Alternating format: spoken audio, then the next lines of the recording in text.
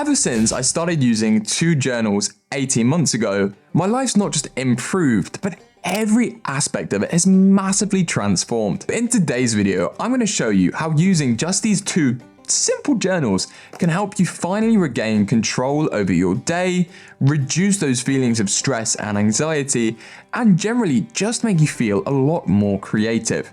So as always, the timestamps are on screen and they're down below in the description, but that's enough hanging around. Let's just get right into the video. There is one huge mistake that 99% of people are making when they're journaling, and the chances are you're one of these people too. You need to make sure that you learn what it is and what to do about it, because if you're making this mistake, it has the potential to not just stop you from journaling, but also to completely wreck your life. And there's absolutely no way you'll have any clarity over your thoughts. But you're in luck, because I made this mistake too, and I'm going to tell you everything that I wish I knew before. So I want to take you back to a time in my life about 3 years ago when I bought my first, I would say, sort of proper journal. You see, I was in Heathrow Airport just before I was going away on a big trip, and I knew I wanted some sort of physical way to remember and capture all of those memories that I was going to have. So I went into WH Smith's, which, if you don't know, is a British sort of news agents. They sell a bit of all sorts.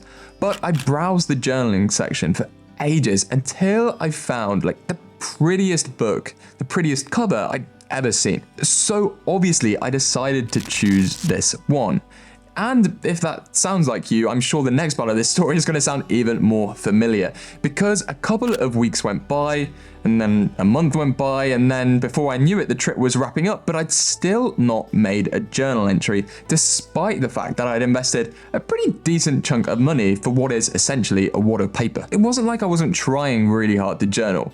I mean, I'd spent so much time watching bullet journal videos and just trying to design this perfect system of how to capture my thoughts. Because obviously, I wanted to keep this journal as pretty and neat as I could. Since I wanted to keep it so neat and tidy, I never wanted to take my journal sort of out and about with me when I was exploring, because I didn't want it to get lost and I certainly didn't want it to get ruined. But the biggest problem because of this was because I wanted it to be perfect, I'd often lose all of the cool thoughts I'd had in the day, because how on earth could I remember them? And if this sounds at least a little bit like you, the biggest danger here is, what if one of those thoughts is something that can completely change your life?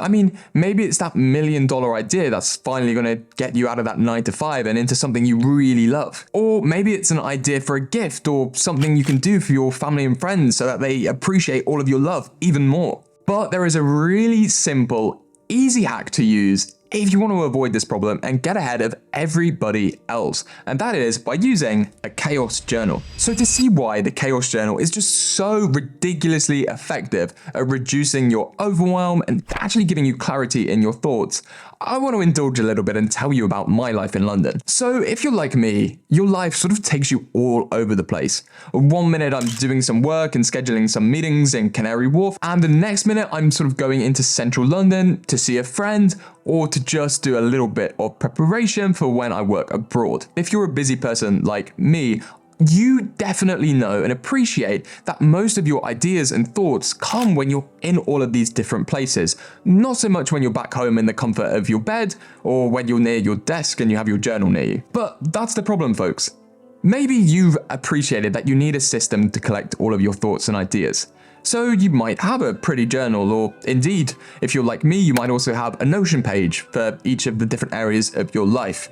But this is never going to work, because if you don't have your journal with you 24/7, or you're in a place where there isn't any Wi-Fi, then how are you going to capture all of these thoughts? So instead, the really simple solution is you just want to carry around a small, this is like an A5 size notebook, and I call it my chaos journal. Essentially, whenever I leave the house and whenever I go anywhere, I will just put this notebook in the back pocket of my jeans, and I'll make sure to carry around a pen. But it's important that you set your sort of pages up in the chaos journal in a very specific way, because otherwise this isn't going to work for you and you're never going to find that clarity that I think is so important. The mistake that lots of people do if they start using this, is thinking that it acts as sort of a to-do list, and they'll just jot down loads of activities and tasks they want to accomplish in that day. But that's absolutely not how this should be used. Instead, you want to limit any sort of tasks just to 3 things, and I'll put a little bullet point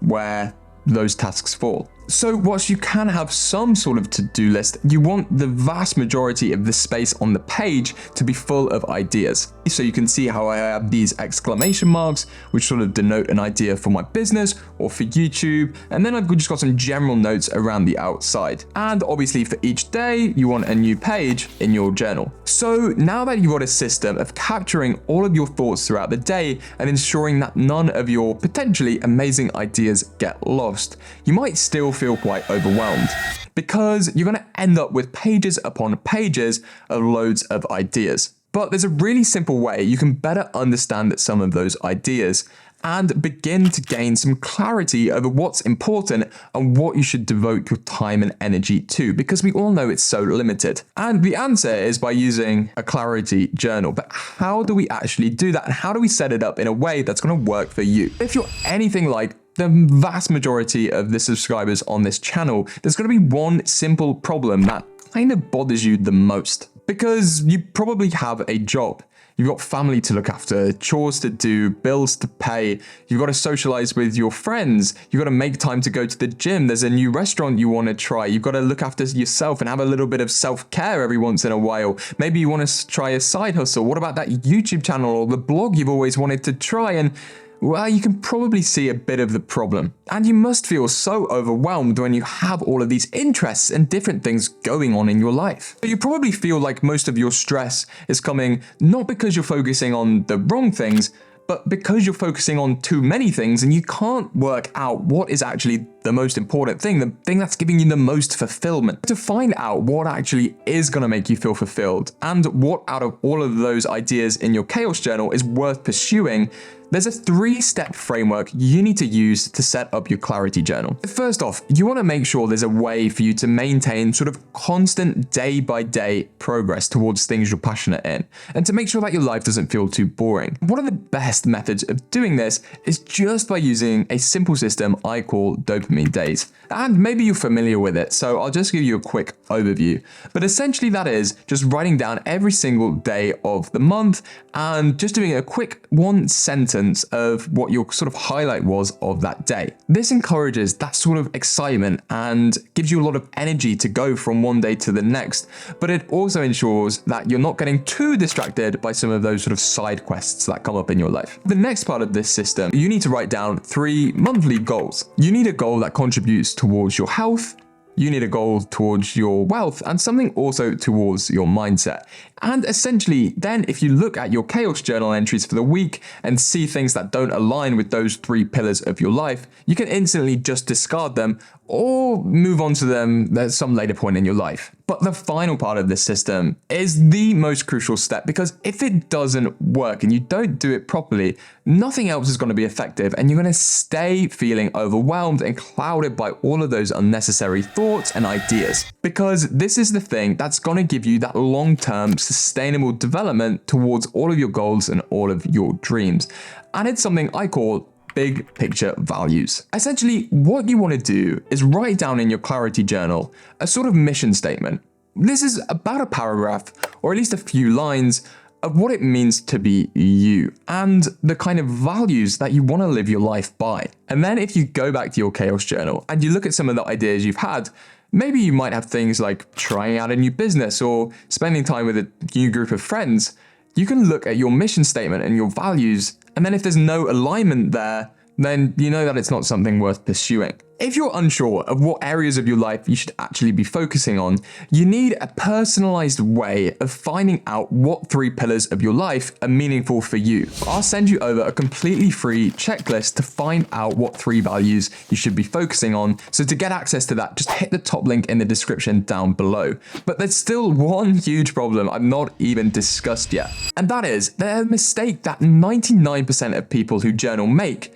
Think that they need some sort of internal motivation or certainly discipline to get started and be consistent with this habit.